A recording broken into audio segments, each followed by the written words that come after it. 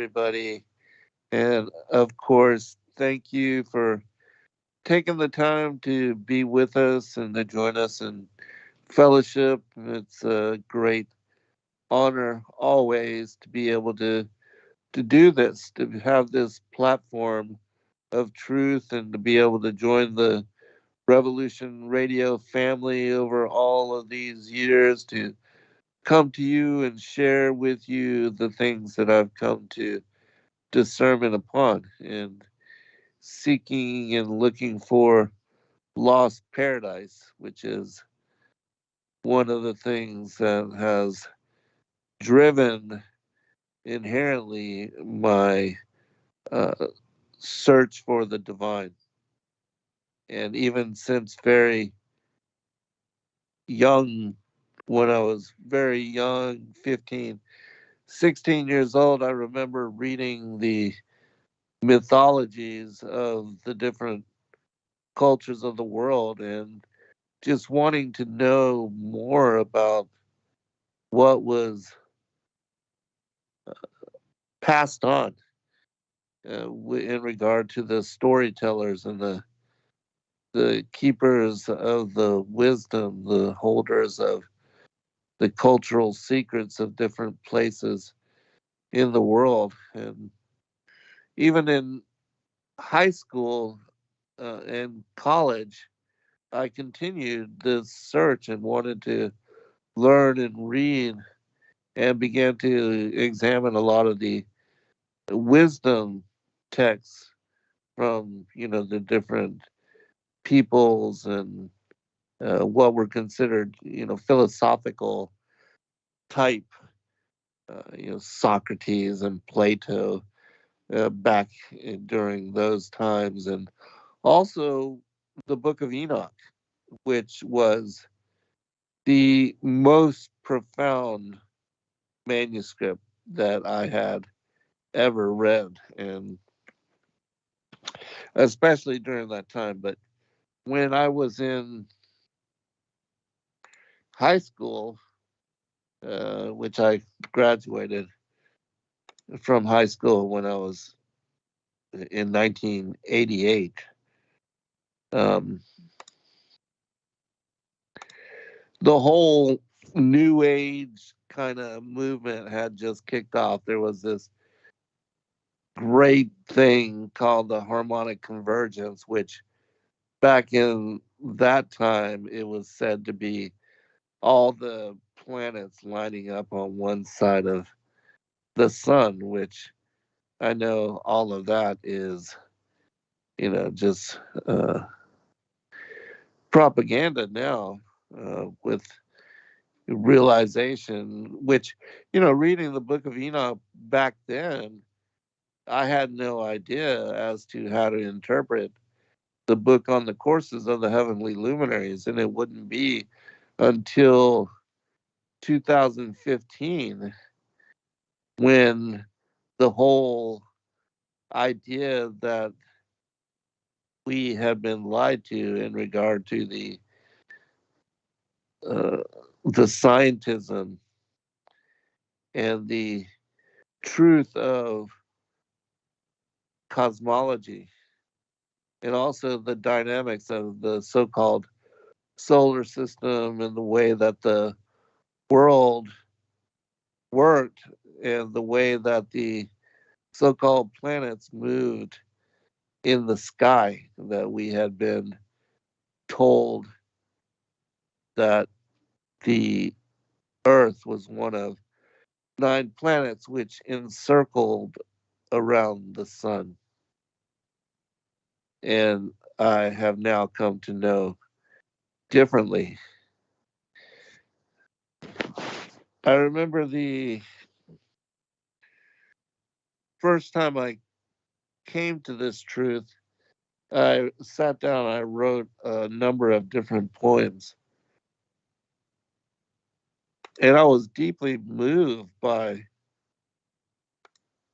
this awakening. And I was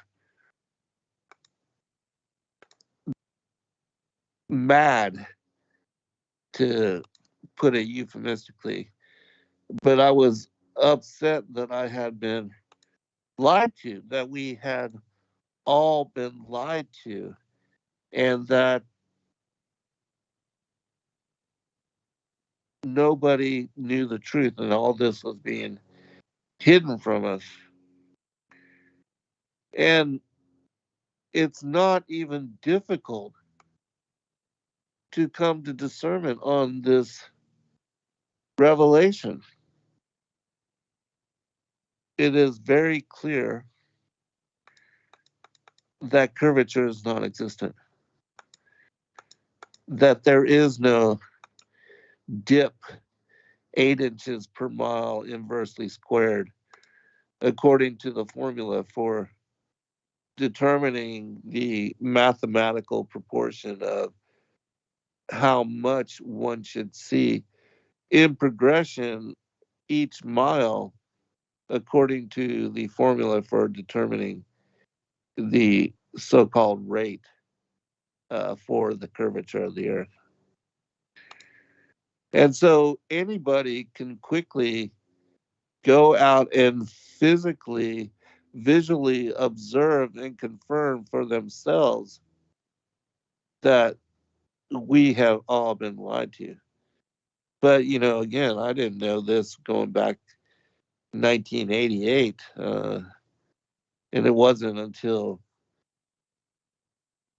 I came to the truth that I was able to interpret the knowledge that was found and had been preserved there in the book of Enoch for thousands of years, and of which we had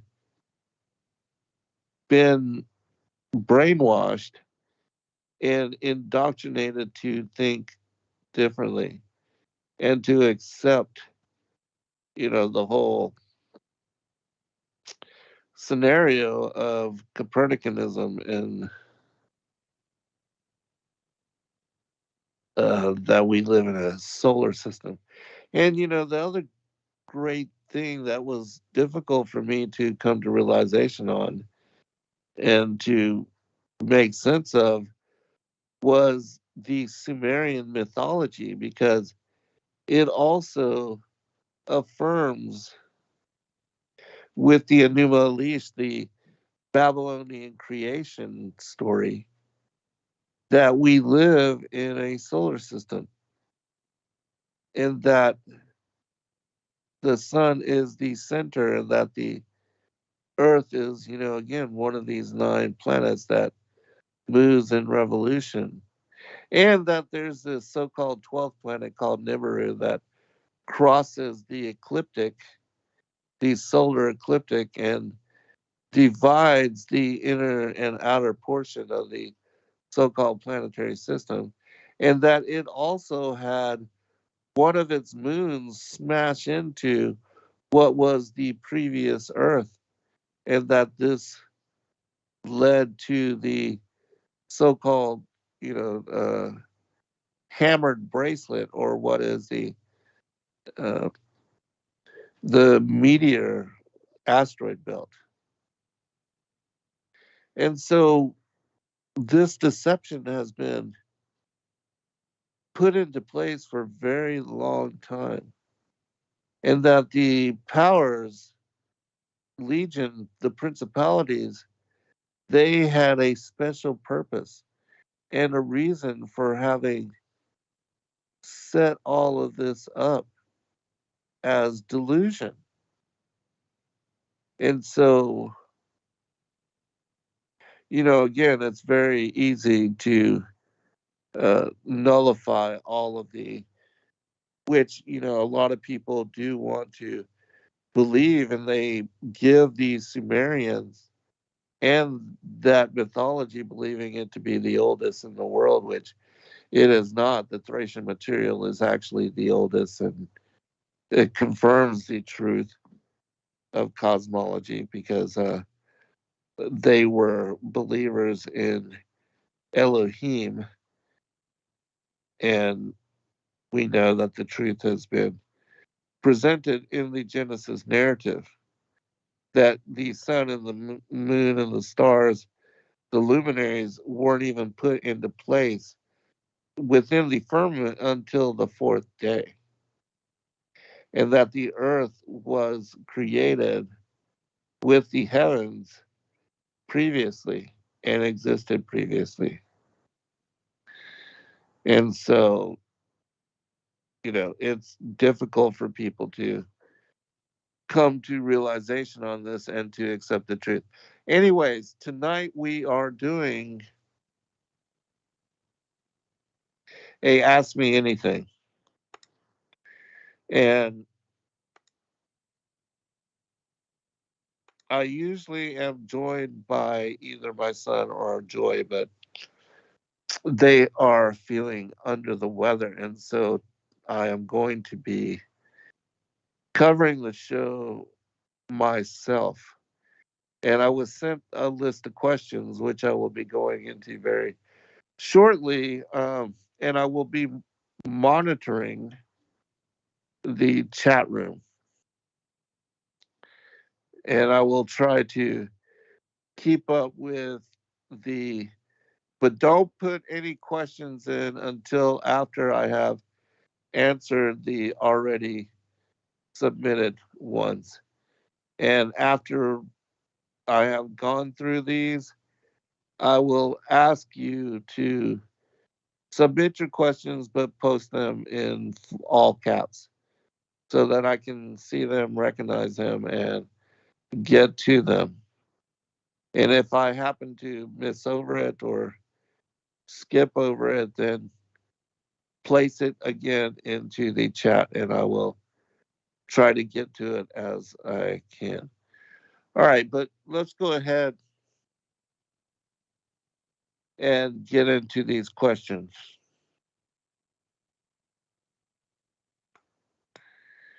I want to share just a couple of paragraphs of a poem that I wrote about when I woke up to flat Earth. Just a couple of paragraphs. And the name of the poem is The Tinfoil Hat Society, Flat Earth Chronicles 5/27/2015.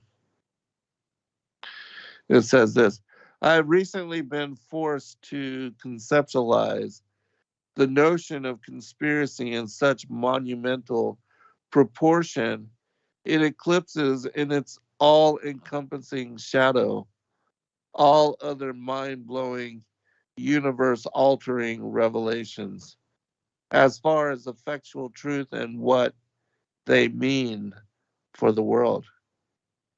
Having studied astronomy as my science in college, I believe myself to have had better grasp of heavenly motion than most, and yet my knowledge on the interactions of the Earth with the other objects of our solar and universal system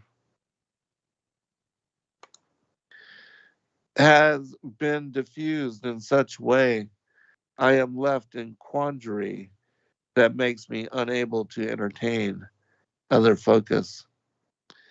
And though I am far from resolving its deeply profound riddle as possibility, it has nevertheless shattered my foundational truth of what I believe to be astronomical mechanics for the motion, formulation, structure, and construct of celestial entities comprising both planetary and star systems. All right, I'm going to just stop there. It's a very long poem. I wrote four of them. They are found in the very last chapter of my Flat Earth as Key to Decrypt the Book of Enoch. You can go there to find the rest of it. All right, let's get into the question and realize that while I'm reading through these questions and answering them, I will not be looking at the chat. And so it will not be until afterwards that I can get to your questions there.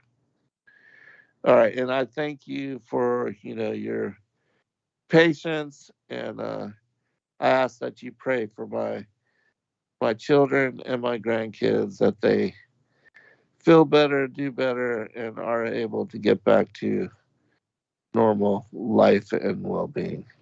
And I thank you ahead of time for doing so. Okay, Ryan Astle asks, why does Ecclesiasticus 12:4 through 7 seem to contradict Messiah? It says not to give help the sinner, where Messiah says to give to anybody that asks and to bless enemies. And the Septuagint is the same. Let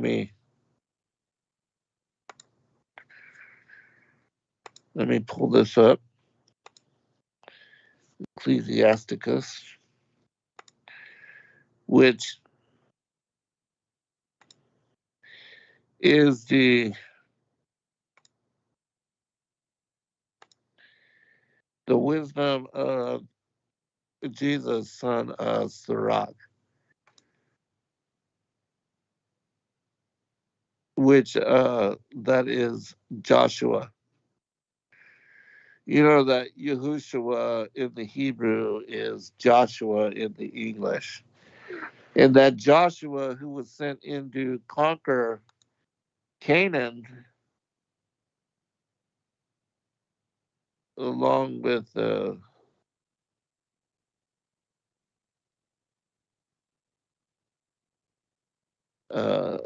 Cable, no, I forget his name, but anyways,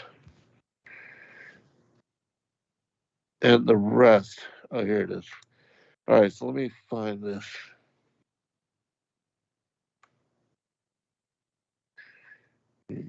He said 21. That was, 12.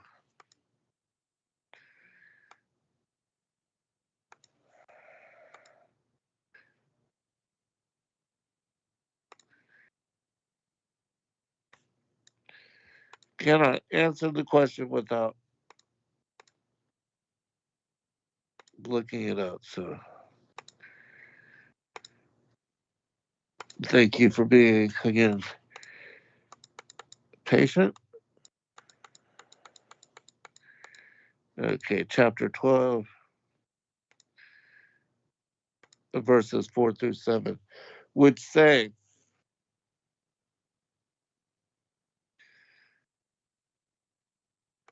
and I'm actually going to start with verse 1. When thou wilt do good, know to whom thou doest it, so shalt thou be thanked for thy benefits. Do good to the godly man, and thou shalt find a recompense. And if not from him, yet from the Most High. There can no good come to him that is always occupied in evil, nor to him that giveth no alms. Give to the godly man, and help not a sinner. Do well unto him that is lowly, but give not to the ungodly. Hold back thy bread, and give it not unto him, lest he overmaster thee thereby. For else thou shalt receive twice as much evil for all the good thou shalt have done unto him. For the Most High hateth sinners, and will repay vengeance unto the ungodly, and keepeth them against the mighty day of their punishment. Give unto the good, and help not the sinner. All right, well, it seems very simple to me. Let's just read a couple of verses after just to see what. In verse 8, it says, a friend cannot be known in prosperity, and an enemy cannot be hidden in adversity. In the prosperity of a man, enemies will be grieved, but in his adversity, even a friend will depart. Never trust thine enemy, for like as iron rusteth, so is his wickedness. Though he humble himself and go crouching, yet take good heed and beware of him, and thou shalt be unto him as if thou hadst wiped a looking glass, and thou shalt know that his rust hath not been altogether wiped away. Well, it's very simple. You know, even though we are to pray for our enemies and even to love them, you do not want to support evil. If you knowingly, because we're not supposed to have affiliation with evil, and the scriptures say that as well. And if you know that, like if you give somebody money and you know that they're going to do evil with it, for instance, like, some of these organizations that seem to be benevolent, Masonic groups, um, and that seem to do good works, but yet they support an agenda uh, to support medical science in the way that the world believes that even doctors, with the jib jab, think that they're doing a good deed. But if you know different and better, you don't want to support those kind of organizations like, the Bill Gates, the Gates Foundation and their work in third world countries where they're attempting to, provide the snake bite to everybody out there. And that the people that have been receiving and affected, they know different and better. And so, um, it like, there's recently been a movie that Jim Caviezel and I forget his last name, but it's called The Sound of Freedom.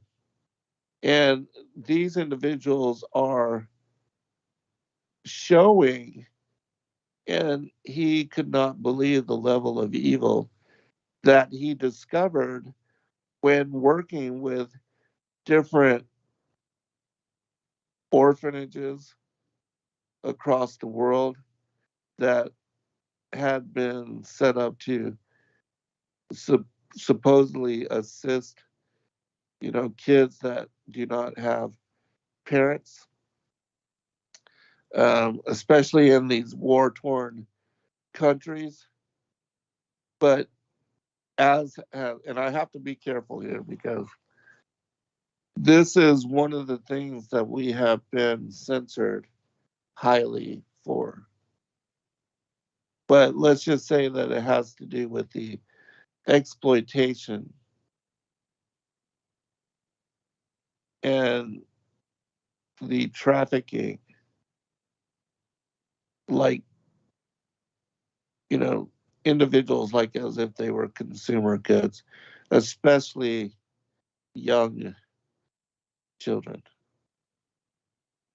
And, again, I have to be very careful here because this has gotten me a lot of our shows and a lot of our um, work has been specifically deleted because of our coverage and our sharing the truth of this topic. And I'm going back years and years and years. But I am so happy and so glad to see that um, it is coming to light and that so many people, because of this movie, are being exposed to the truth of these kind of things that are going on in the world. And for those that don't know, you know the mainstream Hollywood studios and the big time, uh, those that have big budgets and big money, they did not want this movie to come out. They did not want people to see it. It was not advertised. It did not have a big budget. It was made by Angel Studios, which is the same ones that did The Chosen. It was crowdfunded. And that movies and shows that have a Christian theme or a Christian focus, especially when they shine the light on truth and bring forth um, and help us to understand evil in the way that it is working in the world. These kind of things are called conspiracy. And yet, this is based on the life of a a detective that worked for Homeland Security and has been for his whole career saving children in all different parts of the world. And he is sharing his experience. And Jim Caviezel, he's the one that played Christ in the Passion of the Christ. And he has there, praise God for Tony Robbins and those other individuals that are helping to support this campaign and that are putting their lives and their reputations on the line to expose this truth as well. Hold on one second, we can take some water.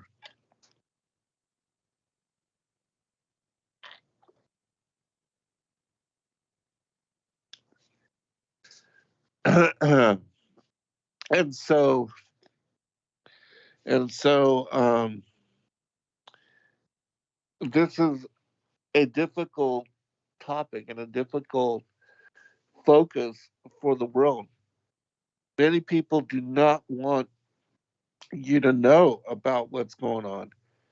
And, I've been talking about Alice Bailey's 10-point plan to normalize abomination and how they have, since the 50s and 60s, have brought in and tried to destroy Christian values and the family, that they knew that the nucleus of the family, and especially those that have been raised in faith, that you have to destroy these kinds of traditions, these kinds of values, so that the children can be led astray, led askew, and that inserting into the educational system the brainwashing where they're trying to normalize things like pedophilia and homosexuality and even bestiality and bisexualism and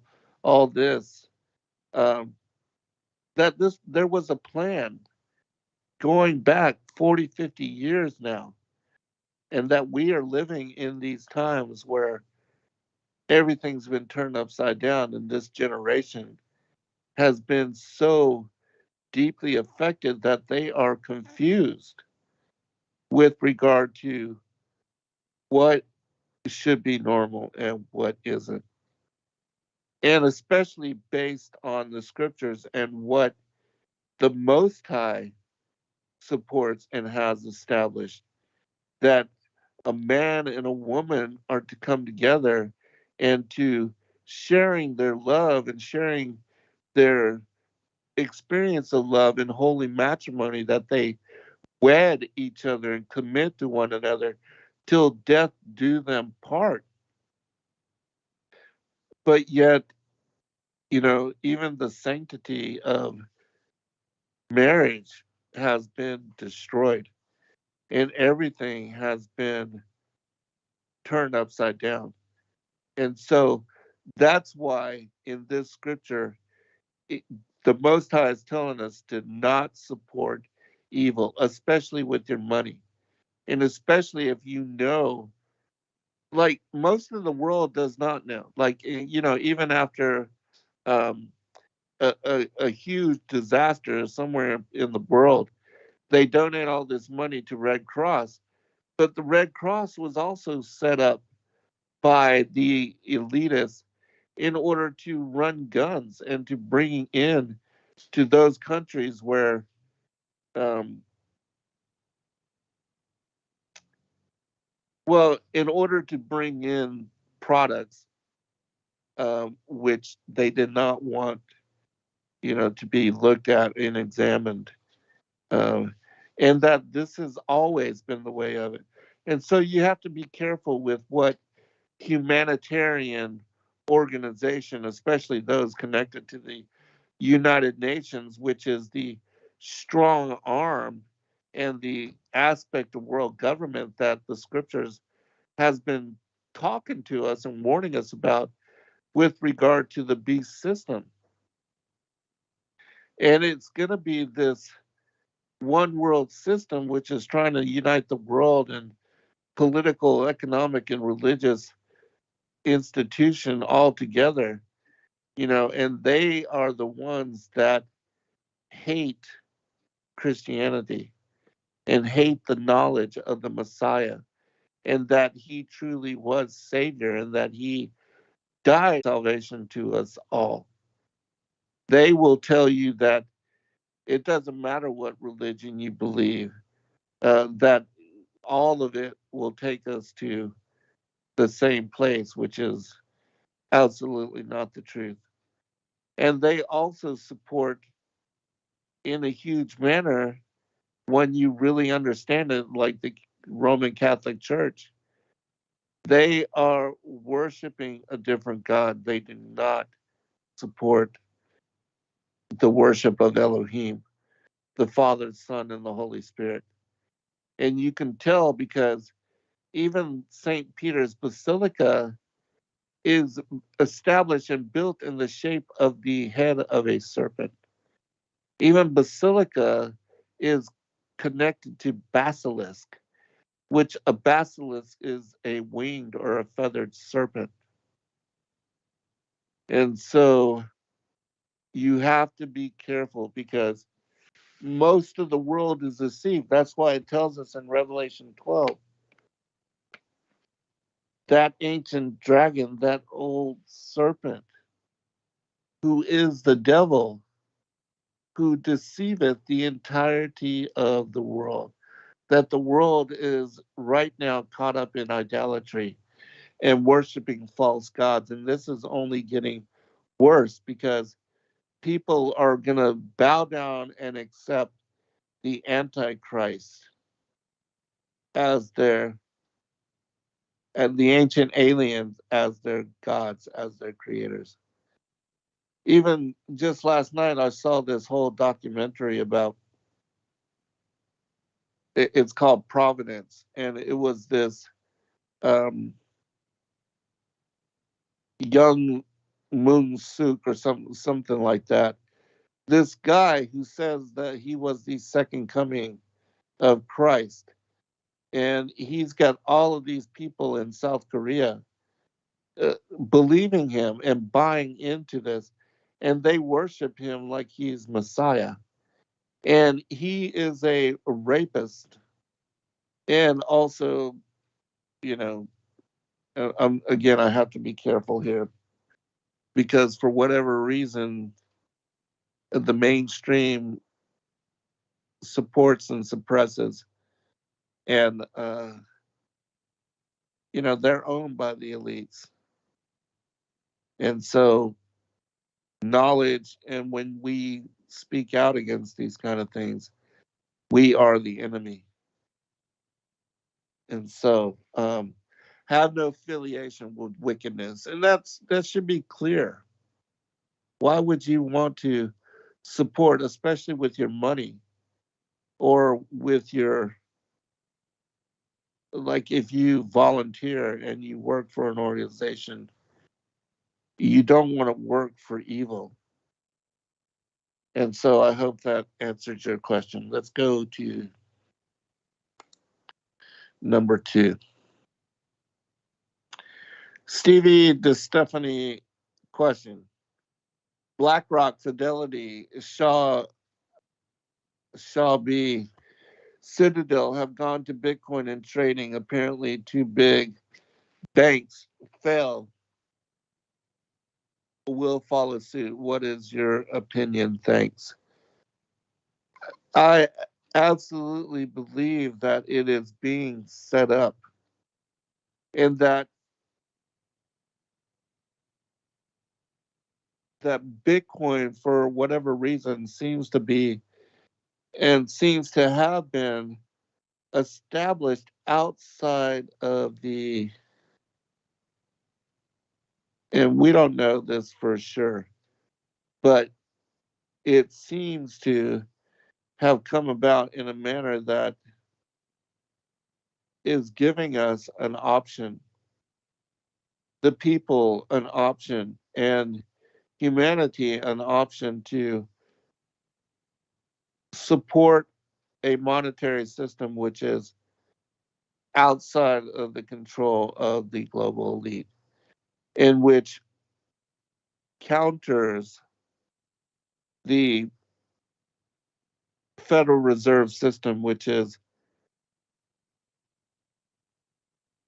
without a doubt, the Federal Reserve System was established by a privately owned European bank.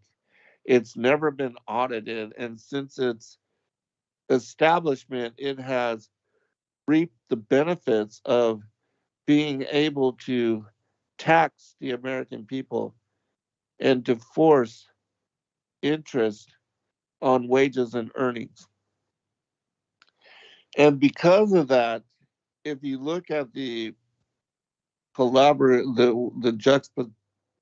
juxtaposition of the world wars and Albert Pike's letter to Giuseppe Mazzini, the head of the Italian mafia, about establishing three world wars as a pretext to bring in this one world, this new world order,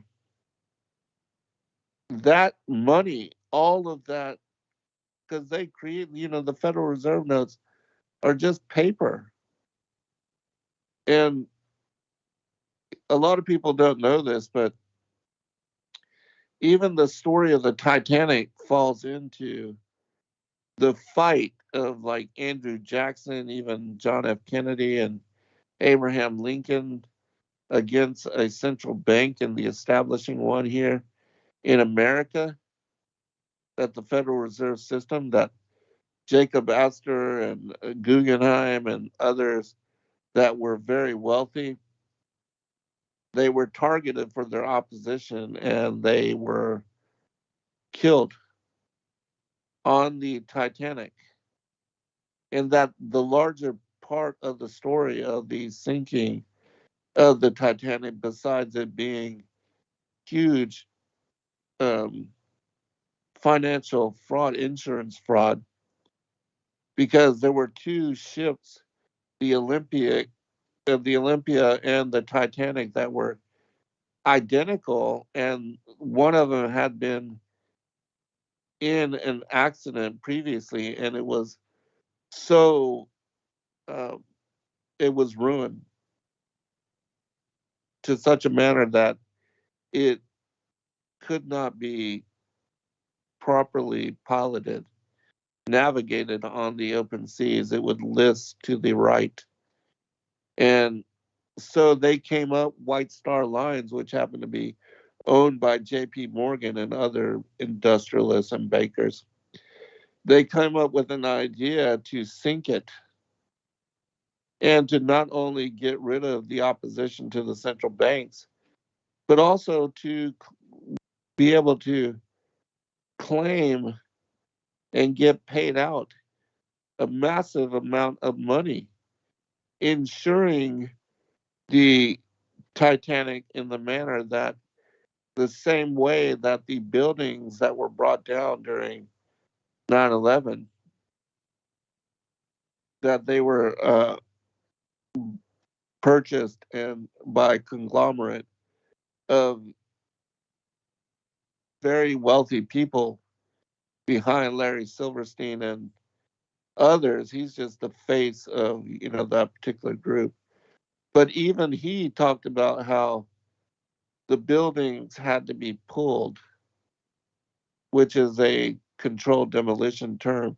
And so there's something very awkward and weird about all of that. And this is again connected to the evil that is organized and that works behind the shadows, like Oz behind the mask,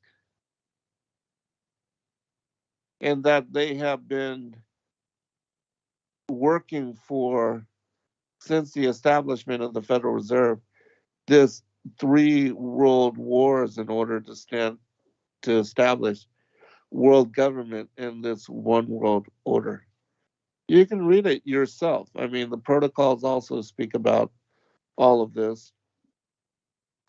And it talks about how they are going to bring forth as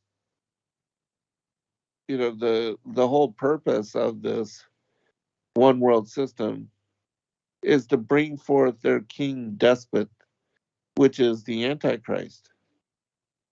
And so the vision of Daniel with the beast system and the man of sin being revealed, it's all the same thing.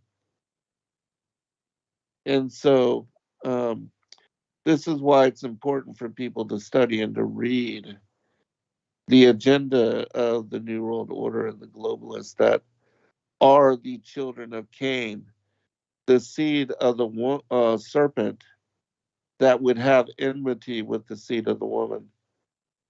Enmity being extreme hatred, and that this war between the bloodlines would begin even in the garden with the birth of Cain, who was of the wicked one, and that their fathers and their ancestors and their bloodline, they are the murderers of the prophets, going back to Cain, who killed Abel, and to Zachariah, the murderer Herod, and his henchmen who killed Zacharias, the father of John the Baptist, in the Holy of Holies. So, you know, and so, anyways, with regard to Bitcoin, um, I do believe that it is an alternative, and it gives us the chance, gives people a chance to invest in something that is, even though, again, the elites can buy up and control a large portion of it, much of it has been, but still, people can access and be part of the movement of crypto, in my opinion.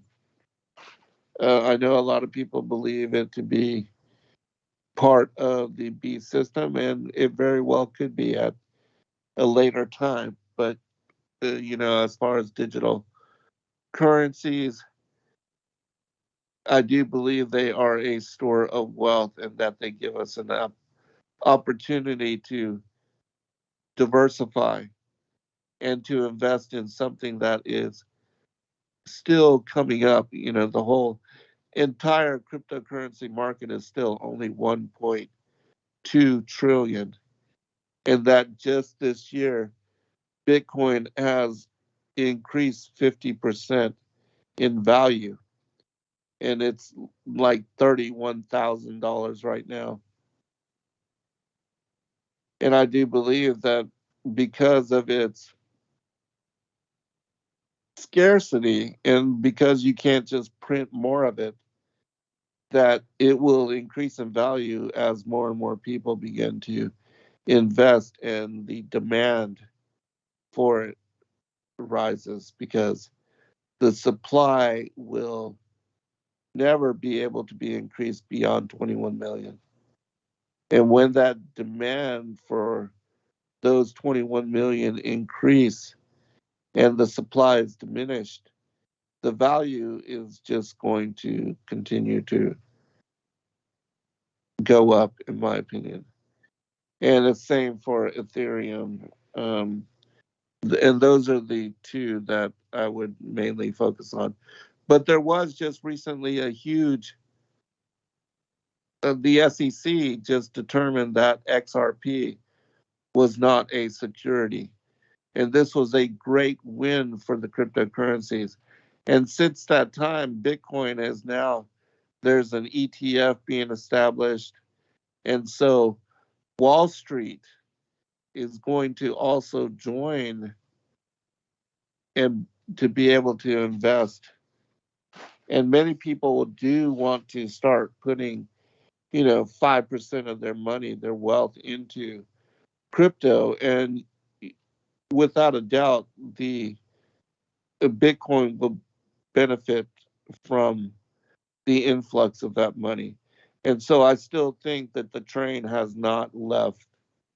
That really the railway station and the whole train network and setup is still being established. When you see Wall Street begin to start flooding money into Bitcoin ETFs, then you'll know that the train is about to leave the station. And you want to be on board for that ride, in my opinion. All right. Number 3, Hebrew Hawaiian question. How are you doing, Zen? Any prayer requests from you or your family? Thank you, Sister Lisa and Noble and the Georges there. We greatly appreciate and love all of you. And yes, I am doing great. Very well blessed, and I continue to be able to. I'm just enjoying my days and being healthy. It's been over a decade, 2 decades that I've felt this good. I'm in a better place now than I was, you know, the the last 6, 7 years of my life because, for those that don't know, I was contending for 5 years. Yeah, it was 5 years with chronic urinary infections. And I had taken antibodies, and nothing was helping. And I was about to have to start taking IV antibodies in order to try to knock out whatever was, you know, causing me to be sick. And I was sick to the point, not only the pain of every time I urinated, it was just excruciating, but also I was weak, and my blood pressure was low, and I was having trouble just uh, making it through the day. I would pass out randomly. It was a terrible time in my life. But anyways, a lot of you don't know either that the DRC had been praying for me for a long time, and I was very private about this as well. I didn't want people to know how sick I was, even though I wanted you to pray for me. I didn't want you to worry about me, and I really thought there was nothing that could really be done, which there wasn't, other than the Most High gave me a dream on the resolution to the problem.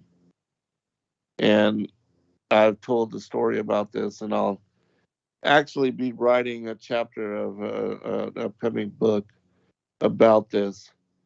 But that the Most High told me to use this miracle mineral solution, this MMS, which is chlorine dioxide. It's the drops that you put together to activate to create water for purification, and that you put these drops in water in order to kill the bacteria in the water. And so um, God told me to directly insert this into my system, which I have this catheter that comes from my belly. It's called a suprapubic, and it allows me to be able to urinate, to be able to use the bathroom in that manner. And so I was able to flush, to use, and to, instead of drinking, which is what I was doing, this chlorine dioxide solution. And that other people have done this for, children with autism and other things. Of course, not medical advice, but the Most High did give me a dream, and this is what led to my healing. And I've been infection free now for, it's got to be going on 2 years now. And so, just to let you know, I do feel incredible. I'm blessed because I wasn't sure that I was going to even make it to the point of being witness to the birth of my grandchildren. how bad off I was. But so, anyways, thank you. And yes, please do continue to pray for my children, my grandchildren, myself. We pray for all of you as well, and we love and appreciate all of you. I'm going to try to get one more question in before the break. Augustus 82, question for Zen. Adam and Eve were not human when they were created. What were they exactly if the angels were afraid of them? The reason that the angels were afraid of them is because they were made in the image and the representation of the Most High, of Elohim, and they had never seen an image of their Maker. And they were scared out of their wits with regard to seeing a form that resembled the Creator. And so, Genesis 1:26 through 28, let us make man in our image. And they were going to give them dominion, male and female created they them. And so, we are made in the image of the celestial family in heaven. And that includes the feminine Holy Spirit, which is uh, the feminine aspect of the Godhead. Which reminds me, tomorrow night, Jason Beck will be joining me again. We just did the show last week on Wednesday about the story of wisdom, which was an awesome show, really incredible information. And so we'll be doing a part 2 tomorrow night. And so do please join us for that continuation, that series. Jason's got really incredible information. And it is a confirming witness. He is a confirming witness to the knowledge and the wisdom that the Most High has blessed me to have in discernment, and which I have been sharing and bringing forth for, it's been since 2015. Because I was brought to the same discernment. Because in looking at the creation and biblical cosmology, it was by the word and through wisdom that the earth and the heavens were established. And this is clear, and it becomes self-evident. And it also shows that wisdom is the Holy Spirit, and that she reveals herself in the scriptures to be a woman and the Holy Mother, and that she's regarded as the mother of Christ and all the angels. And so, really incredible knowledge, really incredible information. And it shows to you that equally, Adam and Eve, they are a union, that coming together in holy matrimony, they make one flesh. And then a man and a woman will come together in order to reconcile the division that we see when we took on mortal embodiment. That even Adam before Eve was removed from his side. In the same way that it speaks about, that Jason talked about, that Yahuwah had the Holy Spirit, the Ruach HaKodesh, come forth from him. And that led to the birth of the only begotten. Well, not the birth, but, the revealing. All right, we'll be right back for a second.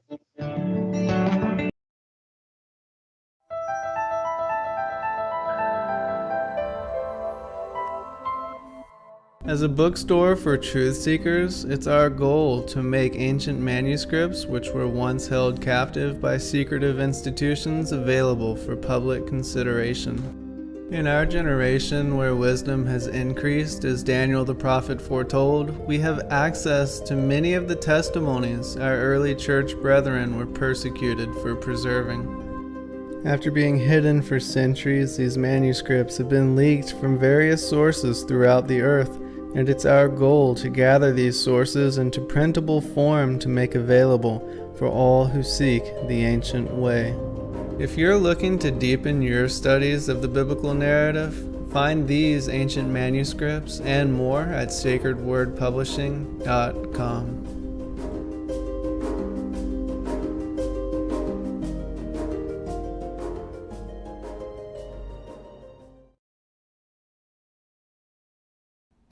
Your partnership with Sacred Word Publishing goes further than the publishing of ancient manuscripts and weekly video content. You also make a huge impact across the earth in orphanages in Myanmar, India, Uganda, and Kenya. Your support is crucial for the development of the ecclesia of real truth seekers.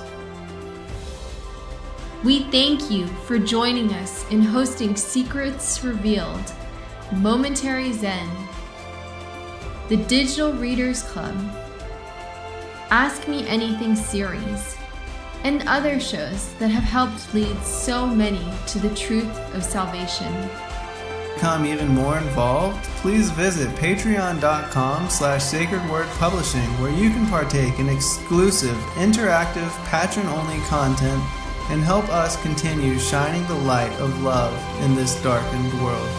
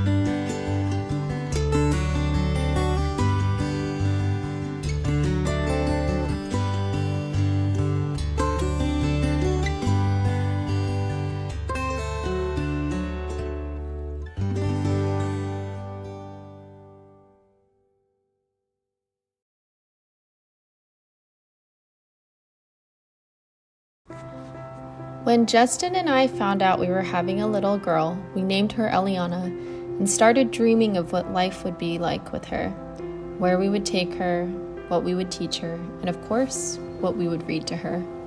One day we walked around a bookstore looking for books we might want for her and found nothing. So we started brainstorming what exactly we would want. Even from a young age, we wanted her to know and understand the heart of God and hidden truths that are in ancient biblical manuscripts like the Book of Enoch, and the idea of the Prophecy for Children series was born. Justin got hard to work, and praise Yah released the Prophecy for Children series. We are grateful for the support and amazing feedback from others who have been wanting the same for their children. We just found out we will be having a son, and we are excited to grow our family and to keep writing books for our children to share with our truth-seeking family. To order these books today, please check out the children's store at sacredwordpublishing.com.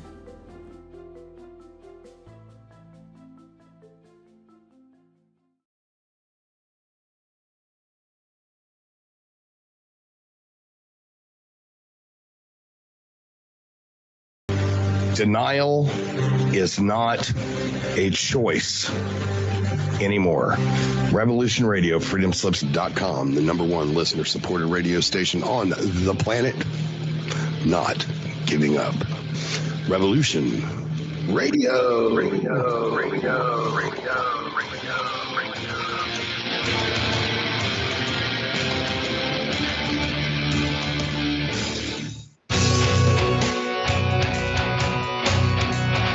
All right, Thanks for listening while we take that short break here at Revolution Radio, freedomslips.com. And yeah, we're going to get back to your host.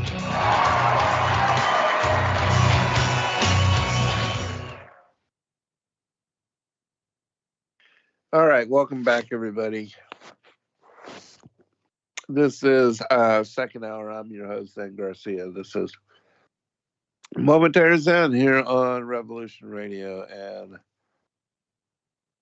it's amazing. I'm looking at the commercial and the link back, the image of Joy and myself and Justin and Lisa and her friend who are working for Sacred Word Publishing at that time, selling books at the conference. And already it's been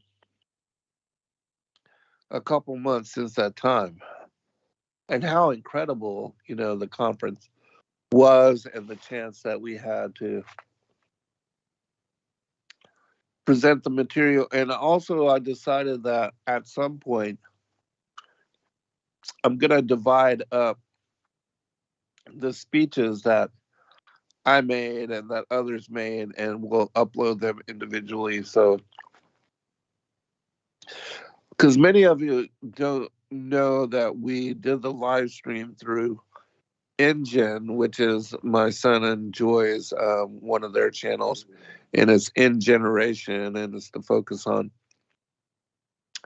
us being the last in the last times, but and so many of you have not seen the live streams from the conference and all the information that was brought forth there, and so I'll make them available. Some of them, of course, we can't provide on this channel because we'll get flagged, and we can't risk putting up information that we spoke greatly about at the conference, which can put us at risk. We are on a last strike type of deal right now, but I do want to provide, and maybe what we'll do is separate them and upload them to one of the other channels and then provide you the links so that you can see that information. But Rolando in the chat room, I just want to give a shout out to you, brother. And I believe you are the one that sent me the songs, and I have not had a chance to listen to them, but I did receive them, and I will get to them at some point very soon. But also I want to do a giveaway, a book giveaway. Right now we are studying from the Vestures of Light and the Rod of Wonder, and I just changed the cover, and so I want to give out one of those books. And so I'm going to ask a question, and the first two people that get the answer right to what I'm going to ask, two different questions, and you can send me or send Justin at the contact us at sacredwordpublishing.com your information, and we will send you out a copy of these books. And they have the new cover on them, so then you can tell me what you think about that. Also, I wanted to give a quick update on, we had asked many of you, to, if anybody wanted to be involved with the audio book stuff that we were planning on doing after the conference. And many of you did reply. The only problem is that we would not be able to give all of you the proper equipment to do the recordings for the audiobook. And so we just realized also that with the AI technology, that Justin was able to select a voice to read our books, and that Justin did recently convert the Book of the Order of the Ancients into an audiobook, and he has provided that as a free download on our website. And we are asking you what you think about the audiobook. And so please do send us some feedback, because that's something that we're going to be able to do with a lot of our material. And I know that many of you have been asking us for years to convert our books into audio so that you can just listen to them. Well, this is going to provide us a feasible means of doing so. Um, and so, but we do need feedback from you as to, does it sound good? Is it loud enough? Did the AI read it right? What you think about it? And so please do check that out. Hello, Brother Mark, Tammy, and Penny, and everybody else in the chat room. We love all of you. Annie, thank you for joining us this evening. I am going to get back into the questions. I do have 4 more before I get to the live stream. But anyways, the first question is, what is the name of the serpent cited in the Aramaic Targum in Genesis 3:6? What is the name of the serpent? And if you get that correct, of course, send your address to Sacred Word Publishing to contact us, and we will send you out one of those books. And then the other question is, who are the Thracian people connected to in the Genesis 10 Book of Nations? You can just give us the uh, the son, as far as the son of Noah, which line? Uh, yes, Sherry Pappin, you got the answer correct. And it's misspelled, but that's okay. Samael is the name. It is specifically mentioned there in the Aramaic Targum that the name of the serpent is Samael, which means the angel of death, the viper of God.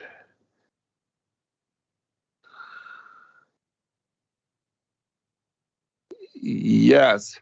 Okay, Rick Smith, you answered correctly as well, brother. So Sherry Pappin and Rick Smith, contact Justin at the contact us at sacredwordpublishing.com, and we'll get your address and we will send those out to you.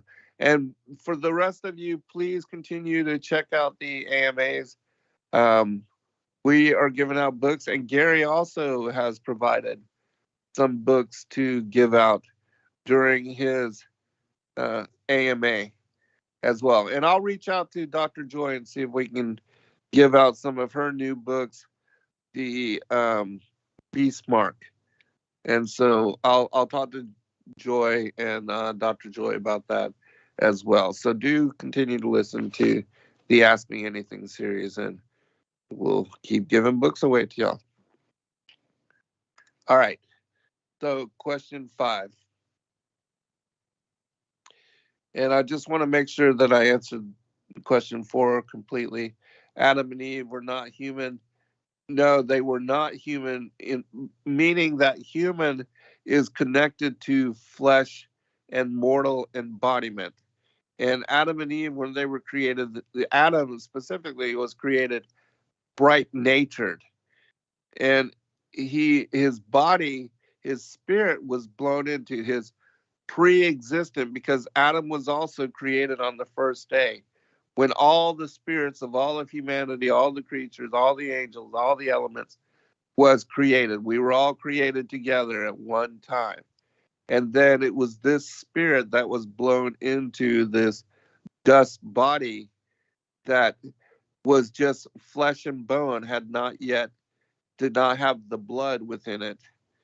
And it wasn't until they fell into mortal form and took on mortal embodiment were placed under the authority of death, that then the blood and Eve had been removed from Adam's side, and she was made female to be a helpmate unto him. And that's when the blood started pumping, and Eve was seduced, beguiled by the serpent, and she brought forth the children Cain and Abel. Cain being of the wicked one, and Abel, his name meaning breath, was the firstborn son of Adam. All right, number 5. Shazani, question. Zen, what's your opinion on trees being portals and Adam and Eve being trapped in this reality? And would the Garden of Eden be full of portals with different realities? Really good question. And I'm going to ask, for those of you that are not familiar with what he is talking about with regard to the tree of the knowledge of good and evil, and how it could represent a dimensional time-space portal. That, it's my opinion, Adam and Eve, when they ate the fruit from the tree of the knowledge of good and evil, that this fruit was uh, hallucinogenic in a manner that opened their minds and gave them insight into realities that were beyond what they had ever experienced. And they then came to understand the world in the ways that the angels do, with the knowledge of good and evil, that their experience would be that they would fall into flesh, be placed under the authority of death, which the angels had already, those that rebelled, they were already cast out to the earth, that they were living here on the earth, that they were responsible for creating Atlantis and those pre-Adamic cultures and civilizations, and that they had arrived here to the earth some 432,000 years before the time of Adam and Eve, according to what it says in the Sumerian scriptures, which, you know, take that with a grain of salt. But if we're going by what is revealed, then it says that they had been here for 10 shars, which one shar is equal to 3,600 years. And so when you times the 10 shars, you get 432,000 years, which is what they say. And this is supposedly an era of time, a duration, which is connected to the one revolution of Nibiru around the so-called solar ecliptic, which we know that we do not live in a solar system, but this is what they want us to buy into and believe. And so, anyways, according to the Sumerian, that's how long they've been here, which it does look like these ancient structures are very old, and that they date back to a time before the creation of Adam and Eve. Now, in the book of the Thracian book of Adam and Eve, or Atum and Iwa, um, it tells the story of how the winged serpent was the guardian of the tree of the knowledge of good and evil. And that Adam, when he was deceived, was tricked, that he entered into the tree. He found an opening into the tree, and that he entered therein to hide from the serpent, and that it was a portal that led to the wilderness of the earth and to this fallen world.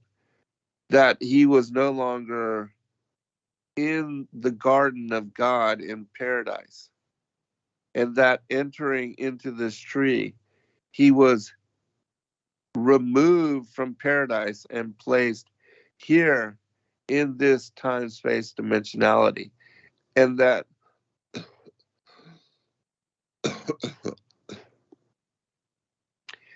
he and Eve found themselves here on the earth. And that the story is picked up in the primary Adamic literature. In the first book of Adam and Eve, you see that they weren't even used to walking. They did not understand the physical sensation or experience of what it was to use their legs to move themselves and to propel themselves forward. That this was a foreign experience for them. And then the very next thing is that they found themselves having a need to drink water and to feed themselves, and that when they ate the fruit from the fig tree, that they then realized they were in fleshly bodies, and that their bodies were animalistic, and that they would process this food, that they needed to drink water and to eat food in order to sustain themselves, which is exactly what is said in the punishments that God prophetically told Adam and Eve because they ate from the tree of the knowledge of good and evil. And in the day that they did, they would die, which they did. Eve and Adam both died at 930 years of age, which is a day as unto the Lord as 1,000 years. And so, anyways, they also then began to experience time in a manner that they had not previously. And they saw for the first time the rising and the setting of the sun, and they believed it to be a monster. And they also experienced night and not being able to see each other. And this was frightening to them. They were scared out of their minds. They had never experienced darkness. And so these are things that occurred once they were transformed and once they were transmutated to the earth, which is without a doubt a different reality from paradise, which, you know, even when Christ took the thief or sent the thief back to paradise and then descending down into Sheol, freed Adam and his descendants and took them back to paradise, where they were baptized in the Arturian lake and then allowed to enter into the city of God, New Jerusalem. They were restored to their former glory, to their original bright nature, and they were allowed to enter into their first estate, which is what's going to happen to us, except that New Jerusalem will descend out of the heavens and it will be here on the earth that we are given the Sabbath rest of the 1,000 years of the millennial reign, to be with the Most High and to learn directly from him, that all the nations of the world will be learning the feast and the festivals, the Moedim, the appointed times of Yahuwah Elohim, which is going to be awesome. All right, question 6. And so if you want to read about what I'm talking about, just read or listen to, because we haven't released in published or print form the Thracian material. But hopefully soon. Thank you for your patience with that. But there is audio files of the Thracian Chronicles available, and I've read much of them, many of them. All right, number 6, Watchman 316 asks, the other night Zen talked about 2 of Rob Skiba's aha moments. Can he share one of his own? I think I did at the very beginning of this show when I talked about the Book of Enoch and how I had read it when I was 18 years old, but it wasn't until 2015 that I was able to revisit and to understand, because of my new uh, realization that there is no curvature. That curvature is non-existent, and that water cannot adhere to a ball, but it only can be contained in a basin. And that in that containment, whether it's in a glass or in a bowl or a lake or a pond or an ocean, it's going to be flat all the way to the horizon. It will always settle in a level, what is called, the sea level, or what we see as the horizon.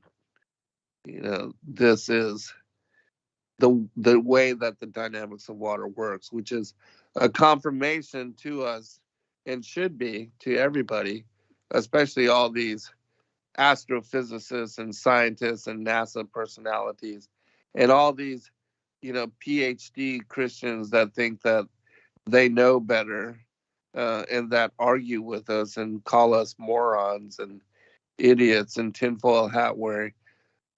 You can so easily confirm that curvature is non-existent. So easily. It only takes not even, one day of doing some real serious investigation. And you can alter, and you will be forced to come to the truth of this matter. There is no if, and, or, maybe. It's absolutely clear curvature is non-existent. And that was the whole reason why we ran the the contest for $15,000, if anybody could show us different, but you can't, because curvature again is non-existent. All right, number 7, Kevin Galloway. I haven't watched Zen in a long time. Does he believe the Bible is supernaturally changing? Well, I think that, if you're asking about the, what's the, oh gosh, whatever it's called, where things are being altered or whatever. Oh, God, what is it? The Mandela effect. That I haven't spent a lot of time looking into it or examining it with any thoroughness. But I believe that the scriptures have been altered and changed for a very long time, and that these were by, uh, the lying pen of the scribes initially to remove the name of Yahuwah and to remove the tetragrammaton from the scriptures, and that they also hid the existence of the word of the Lord in the first 5 books of the Pentateuch in the Aramaic. It is clear and self-evident and found there, in the book of Psalms and also in the book of Isaiah, as you can find by looking at the Chaldee paraphrase of the book of Isaiah, which we provide at sacredwordpublishing.com. And also, we don't have the Targum of the Psalms available, with regard to, we're not selling it. But I have shared some of that material with people that just as research, material. Um, but, again, it's clear that the scriptures have been altered. Now, is this supernaturally changing? Again, I don't know, because if it's supernaturally changing, it would be my opinion that the Most High would be doing it in order to bring forth and to bring more clarity to truth. I don't believe that God would do it in order to create confusion, because he is not the author of confusion, and that he has revealed the truth through the prophets in order that the people could then understand and know, and to make sense of where we have been, where we are going, and that the end from the beginning, all of that would become clear so that we can prophetically trust the scriptures and know that the gospel, which is God's word, is revealed through it. So, all right, last one, and then we'll go to live questions. Jorge Puerto asks, is there any indication in ancient manuscripts telling that the souls, about the souls before entering the earth as born humans have any participation in deciding or agreeing with God the type of life that the soul will have? That's a good question. It has everything to do with pre-existence and who we were as the sons of God before entering into mortal embodiment, as Christ, the word of the Lord, said to Jeremiah, I knew you before you entered into the womb of your mother. I had foreordained you to be a prophet unto the nations. That, yes, all this applies to us as well. And yes, if you read my book, Skyfall, The Angels of Destiny, you will come to know about all the things that are connected to our predestination, our preexistence, and who we were before we entered into mortal embodiment. And so, yes, let me take a sip of water here. I'll be right back.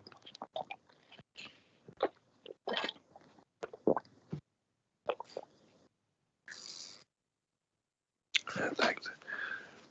All right. So, yes, very important information to know. You will not find a lot of people talking about this, and certainly I don't know of many books that have been written about this topic, but I do cover them in great detail in my sixth book, Sons of God, Who We Are While We Are Here, and also in especially my seventh book, Skyfall, The Angels of Destiny, which um, just recently Lisa George told me that she was starting to read and to learn from this book, and that she found it to be really interesting and full of relevant information when it comes to this topic. And so I do believe, and of course I'm not trying to toot my own horn or boast in any manner, but that I do believe this book explains this position and how the war in heaven led to and is part of original sin, and our participation within it, and our determination, our decision to be on one side of that war or the other is what led to our election. And when I say election, I mean how it is that in the scriptures it says that some, like Jacob, are favored and some, like Esau, are hated. And how it is that the Most High in the scriptures, how does it make any kind of sense that God, the most loving, compassionate, supreme, omnipotent, almighty, Godhead, could hate a child that had not yet even been born? And that within the word, in the holy word, in the scriptures, would state unequivocally that that was his position. How does that in any manner make any sense if you do not understand that pre-existence is connected to the reason why Jacob was favored and Esau was hated? And so, yes, Skyfall, the Angels of Destiny, also in the Great Contest, won the war in heaven. I cover that with uh, in great detail. But if you want to just look up something, um, just by doing a Google search to find a passage and some information about what I'm talking about, you can find in chapter 9 of the Chronicles of Jeremiah, in a portion called the formation of the soul, or the formation of a child. Um, that it will give you great detail about this, and speaks about how, the whole experience of deja vu, and that the child within the womb, the 9 months that you are in the womb, that the child is taught all the most relevant things that are going to occur to it during its lifetime, even the where it will die and how it will die. All these things are shown to us while we are in the womb of our mothers.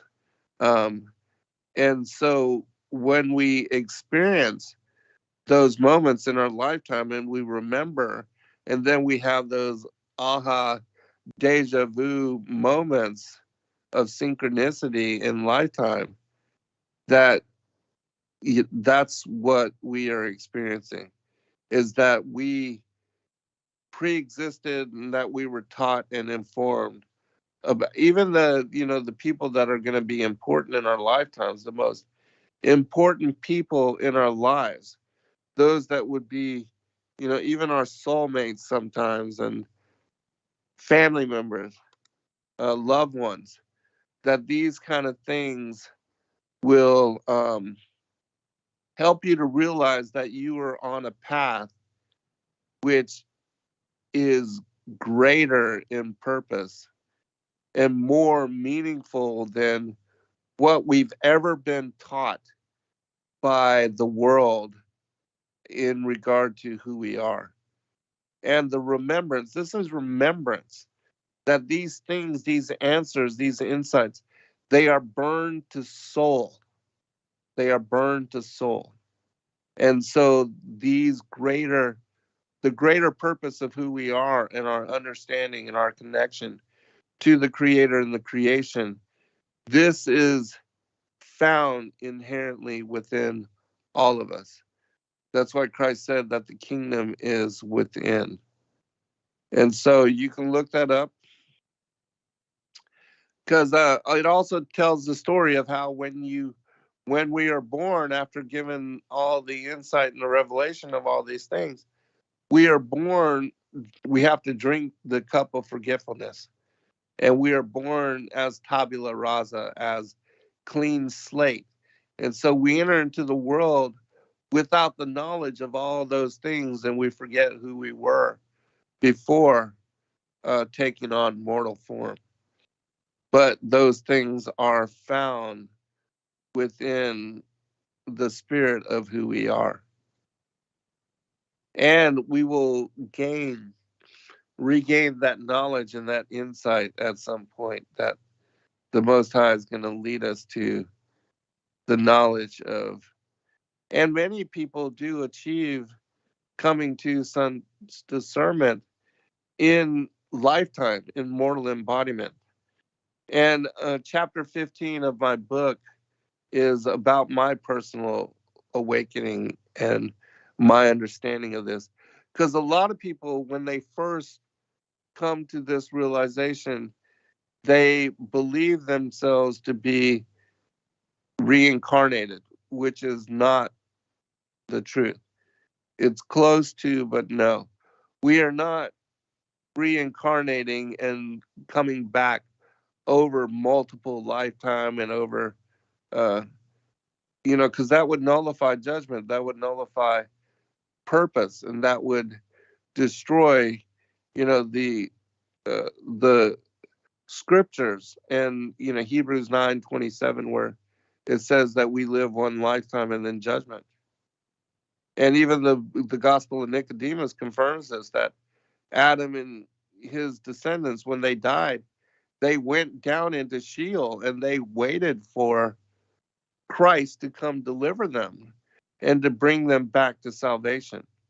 They weren't being born over and over and over in different lifetimes and different, experiences. And I know this is difficult because you have things like Edgar Casey and other people that talk about this kind of stuff and that we are reincarnated. But it's my opinion that these kind of things are being done by Legion in order to deceive people and to keep people um, from realizing that every moment, every second, everything they do, that all the lessons of life and being are important and relevant. And this was an argument that Cain and Abel had because he denied the afterlife and that judgment and that there was repercussions for our behaviors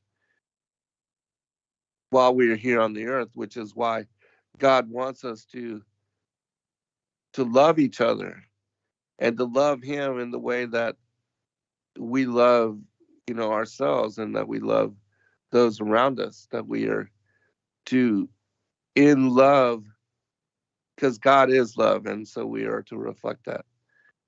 All right. Thank you for joining us, Christopher and Dee Smith and Shay and Ken and Brick, Barbie. It's so good to see all of you. Zach, hey brother, so good to see you in the chat. Thanks for supporting and sharing our work. Um, and so I hope that helped you to understand better the connections as far as pre-existence. All right, we are getting to the live questions now, so put them in the chat and capitalize them. Dayton Rogers asked the Angel of Night and Souls versus the Thracian Chronicles. They are different.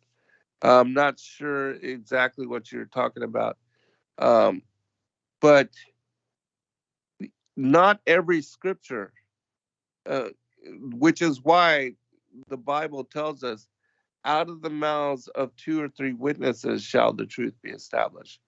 And this is why myself, I never teach anything as being biblical. And I always say that in my opinion, um, unless I have multiple witnesses for such, and at least three. I don't want just two. I want at least three witnesses for truth and confirming truth um, before I share it. And so, whenever you're reading and studying the scriptures, if you see one perspective in one text and you see another perspective in another text, if you don't have multiple witnesses for something, even the fact that, like in the book of Jubilees and the first book of Adam and Eve and others, it says that both uh, Cain and Abel were born with twin sisters. Lulawa, and I forget the name of the other, but um, and there are multiple witnesses for this, but the Bible doesn't clearly denote this. And the Aramaic Targum tells us that Cain and Abel were fraternal twins. That Cain was of the wicked one and Abel was the firstborn son of Adam. And then we see in the other scriptures that it was 130 years later because Adam removed himself from Eve when Abel was murdered by Cain. It totally messed him up. And a lot of people don't realize that Cain had, after he murdered Abel, he drank the blood and he indulged like a vampire. He drank and was consuming the blood, the flesh of Abel. And Eve saw this in a dream, which is why they banned Cain and cast him out like a vagabond and told him to leave and to not, be near their family. And the generations of Adam were told never to intermarry or to mix with the children of Cain because they were of the devil. That's why their generations are found in chapter 4, and Adam's bloodline and genealogy is found in Genesis chapter 5. And so I'm not exactly sure what you're talking about, Dayton, but if you want to clarify it, I'll revisit it.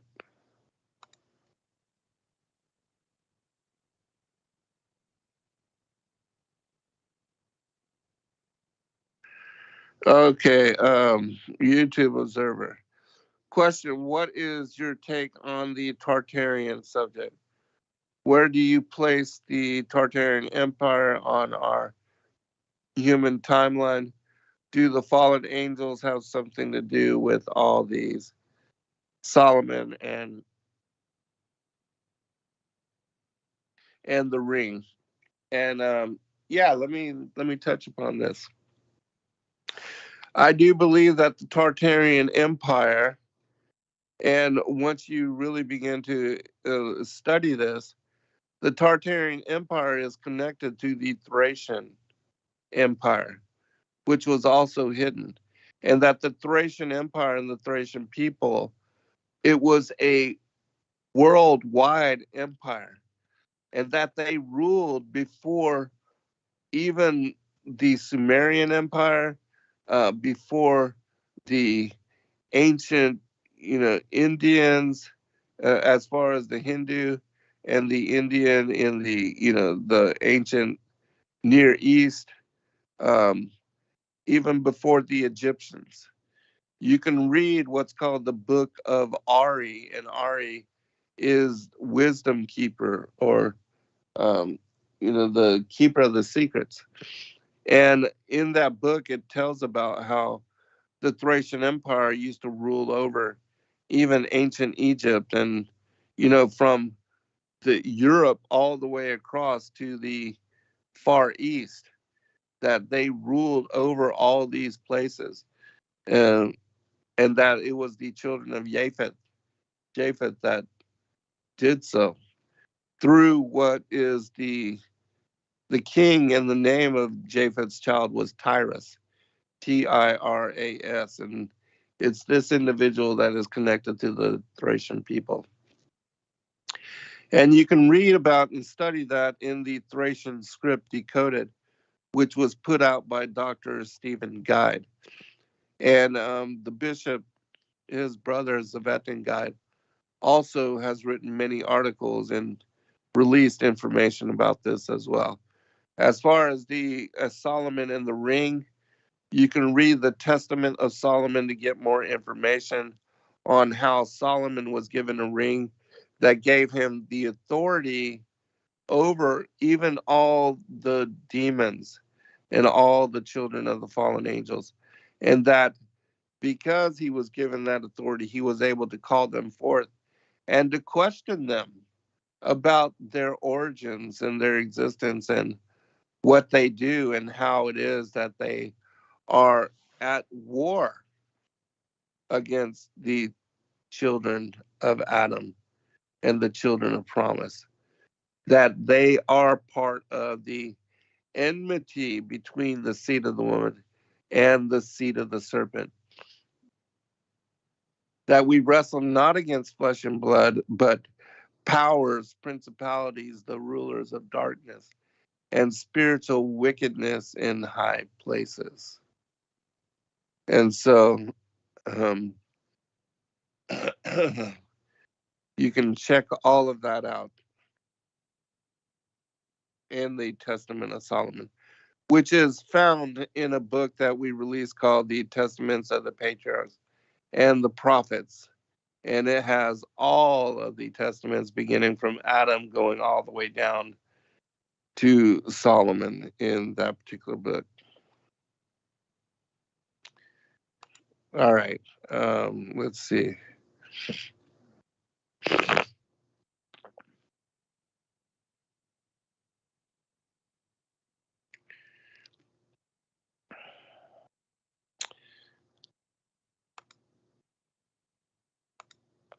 All right.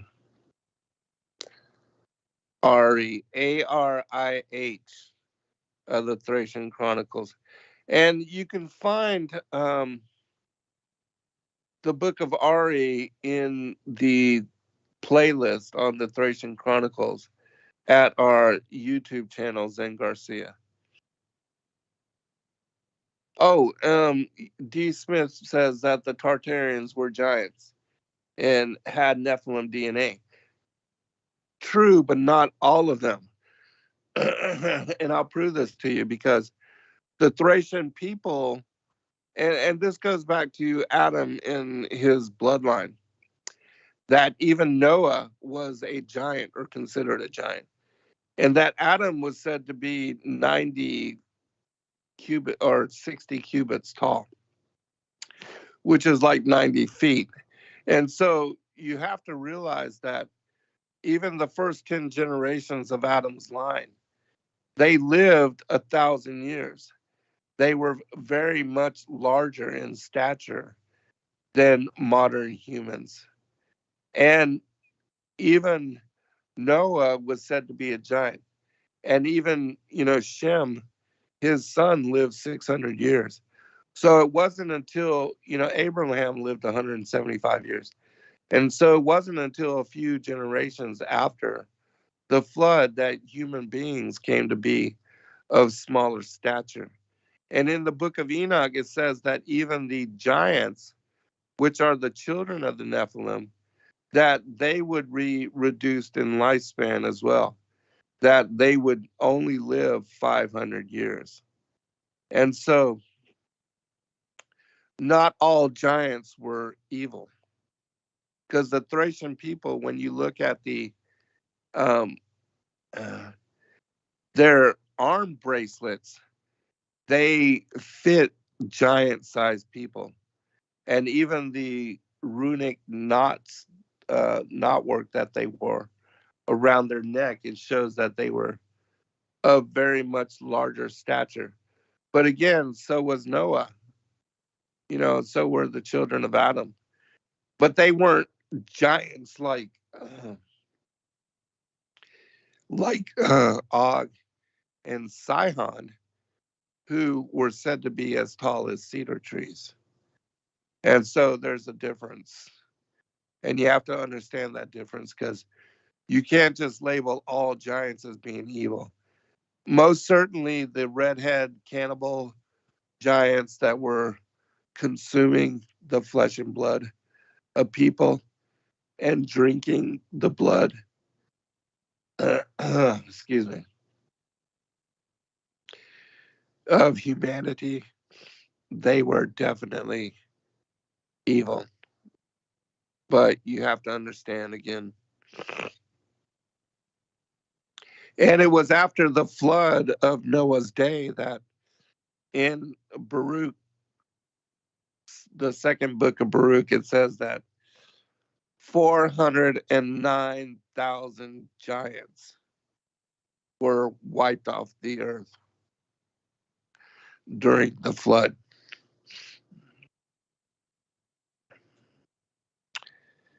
And so the evil, but we do know that the giants, survived the flood, even Sihon and Og, and that they were part of the first generation of giants.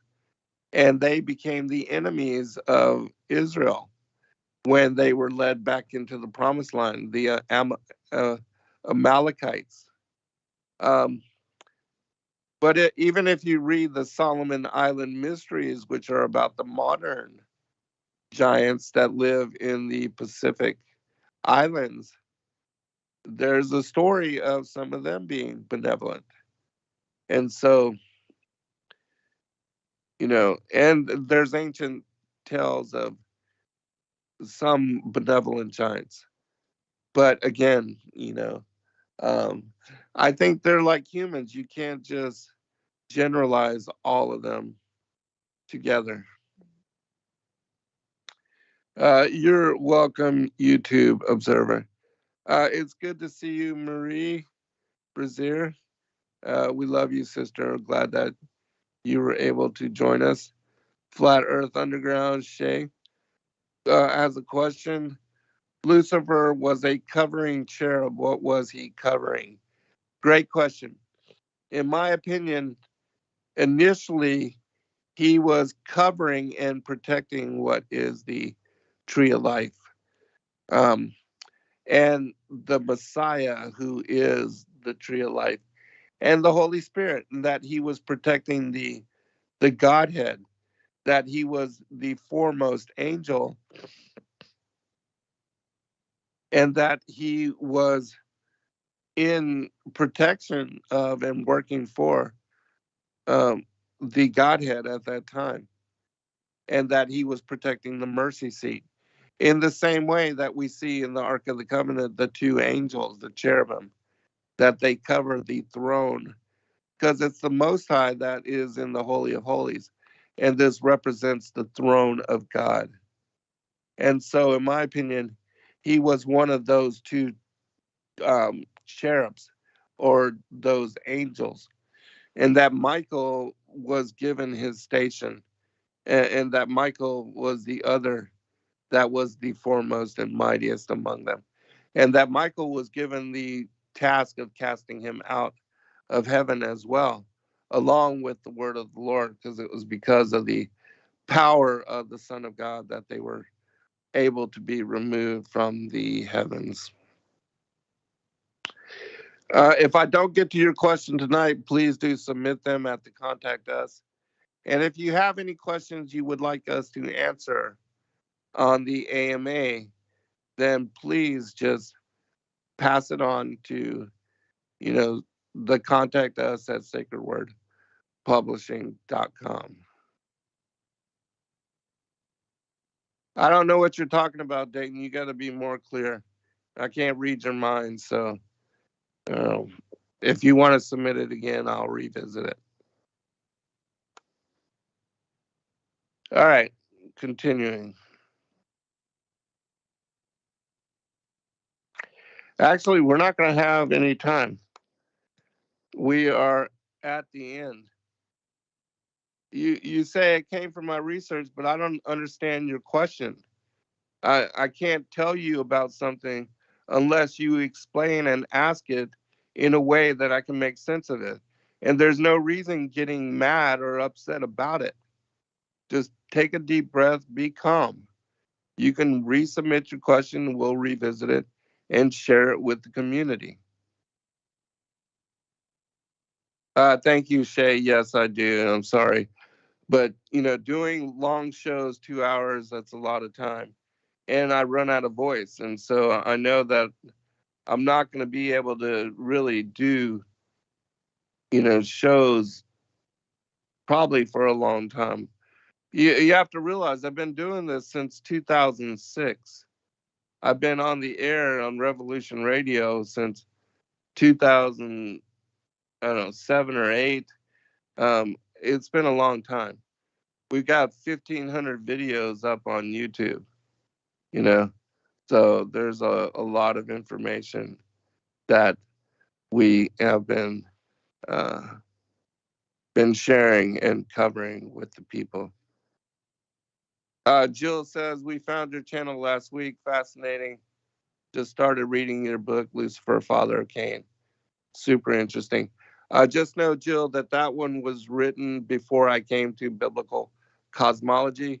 You should read The Great Contest too, Enmity Between the Seed Lines, because that shares with you the true as far as biblical cosmology. Platinum, we love you. Thank you as well. God bless everybody. Ken, we appreciate you. Everybody. And yeah, Dayton, it's all good, brother. No worries. Just get with us. Send us the question in a way that I can understand it, and then we'll make sense of what you're asking. All right. Good night, all. Be blessed, and love y'all.